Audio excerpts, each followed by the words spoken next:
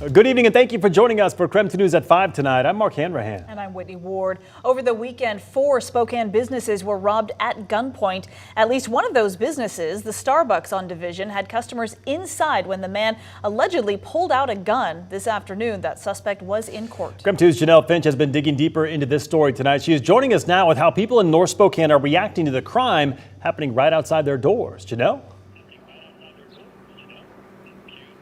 Mark and Whitney, I spoke to one of the employees here at the Wiley Food Mart who told me this was one of the businesses that was robbed over the weekend. So today I spoke to people living nearby about that armed robbery. Some people tell me that the crime was shocking. Others say it's just another day in the neighborhood.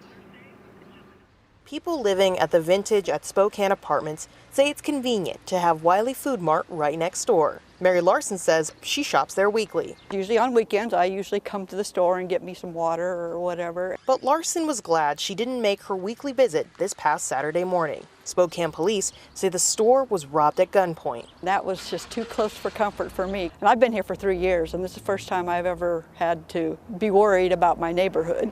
Gene Weed says he's been worried about crime in the neighborhood for a long time. He says this robbery proves crime is getting closer and closer to his home. Rattling, but not shocking, because they have been robbed before.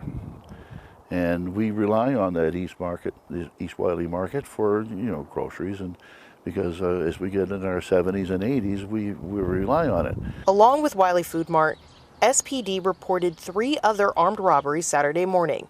Employees at the Starbucks at Buckeye and Division say it happened there. An employee spoke with KREM 2 after the crime. Pretty traumatizing apparently for a lot of people.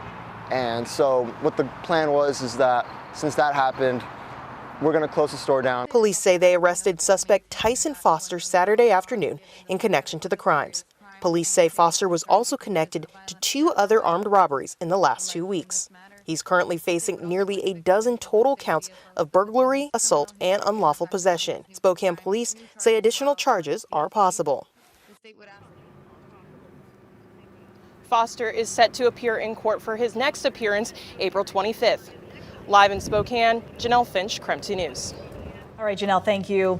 And happening right now, police are asking for your help to find 2 missing kids in Whitman County. One is 12 years old, the other is 7 years old. The 2 have not been seen since going to bed on Saturday night. So this is a photo of the children, although police have not shared their names. The Whitman County Sheriff says the family relocated to Palouse within the last 2 weeks, and the children have strong ties to family and friends over in the Seattle area. Right now, authorities believe the 2 children may have run away or were taken by relatives back to Western Washington.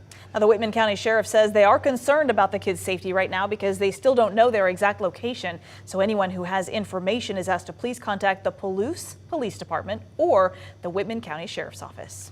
Authorities have arrested a man suspected of killing a reserve police officer in eastern Oregon. It happened on Saturday night in the city of Nissa along the Oregon-Idaho border. 36-year-old Renee Castro is accused of killing Officer Joseph Johnson.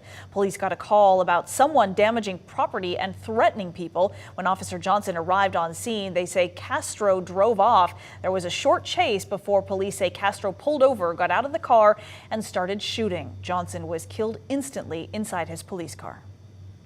He lived in Ontario, family up there, worked at one of our biggest employers in the county at the prison, so many associates there and friends. Officer Johnson was 43 years old. He is survived by his wife and 2 children. Meantime, police in Coeur d'Alene are looking for the person who shot up a gun club training center. Officials with the Fernand Rod and Gun Club say someone fired 16 rifle rounds into the door of their training center. No one was hurt in the shooting. Our news partners over at the Coeur d'Alene Press report the shooting caused more than $8,000 in damages. The club is now offering a $5,000 reward for information leading to the arrest of the shooter. All right, let's switch gears and talk weather now. Expecting a spring cool down this week again. I know, again. Let's get straight to Chief Meteorologist Jeremy the Good. Jeremy, we are now more than halfway through April. When does the nice weather arrive? This is the last one. Okay. We've heard that before. Yeah, but Whitney said the same thing. I've got faith in this one kind of being the last one. Okay.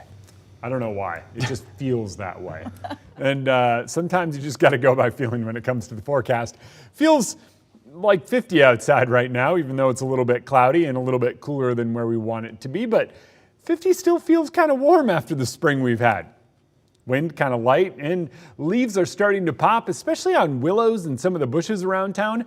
I left my house this morning and I went, whoa, whoa, whoa, there's green popping up, and that's a sign that spring is on the way. Another one that it's not, well, this overall atmospheric pattern. We're still tracking some of those storms moving into south central Washington.